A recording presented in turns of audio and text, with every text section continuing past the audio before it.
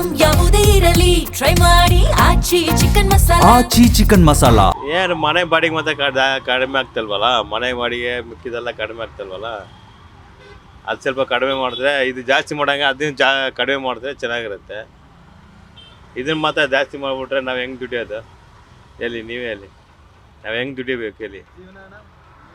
ಜೀವನ ಎಲ್ಲಿದೆ?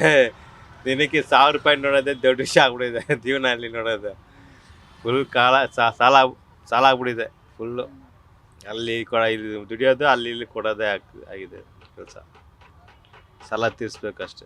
ಇನ್ನು ಗೌರ್ಮೆಂಟು ಬೆಲೆ ಇಳಿಸ್ಬೇಕು, ಇಲ್ಲಾಂದರೆ ನಮ್ಗೇನಾದರೂ ಮಾಡಬೇಕು.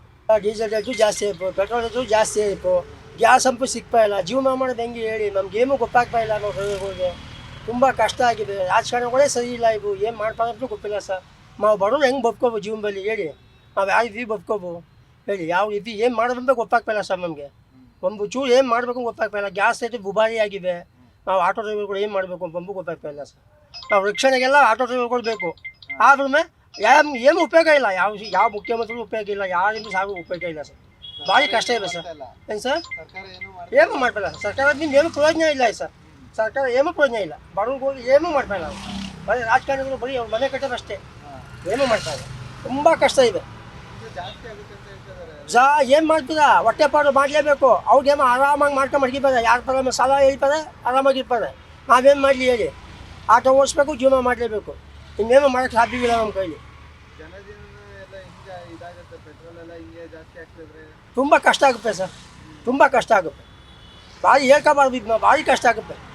ಇತ್ತೀಚೆಗಂತೂ ತುಂಬ ತೊಂದರೆ ಆಯ್ತೈತೆ. ಏನು ಹೇಳ್ಕೋಕ್ಕೂ ಸಾಧ್ಯವಿಲ್ಲ ಸರ್. ಹಿಂಸೆ ಏನು ಮಾಡೋದು ಸರ್? ಮನೆ ಫೀಸ್ ಕಟ್ಟಬೇಕು, ಕಾಲೇಜು, ಸ್ಕೂಲು, ಮಕ್ಕಳು, ಬಾಡಿಗೆ ಎಲ್ಲ ಭಾರಿ ತೊಂದರೆ ಇವೆ. ಎಲ್ಲ ಇದರಲ್ಲೇ ಆಟೋದಲ್ಲೇ ದುಡಿಬೇಕು. ಗ್ಯಾಸ್ ರೇಟು ದುಬಾರಿ ಕೂತಿದೆ. 50 ರೂಪಾಯಿ 3 ರೂಪಾಯಿ ಆಗಿದೆ. ಪೆಟ್ರೋಲ್ 50 3 ರೂಪಾಯಿ ಆಗಿದೆ. ಹೆಂಗೆ ಬದುಕೋಕ್ಕಾಗುತ್ತೆ ಹೇಳಿ? ನಾವು ಏನು ಮಾಡೋಕ್ಕಾಗಲ್ಲ. ಕಾಲ ಬಂದ ನಿಷ್ಠ ಇದೀವಿ ಅಷ್ಟೇ. ಏನು ಮಾಡೋಕ್ಕಾಗಲ್ಲ ಸರ್.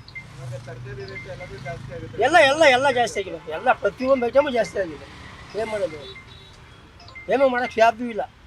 ಹೆಂಗ ಬಡತನ ಜೀವನ ಮಾಡ್ಕೊಂಡು ಹೋಗ್ತಾ ಇದ್ವಿ ಅಷ್ಟೇ.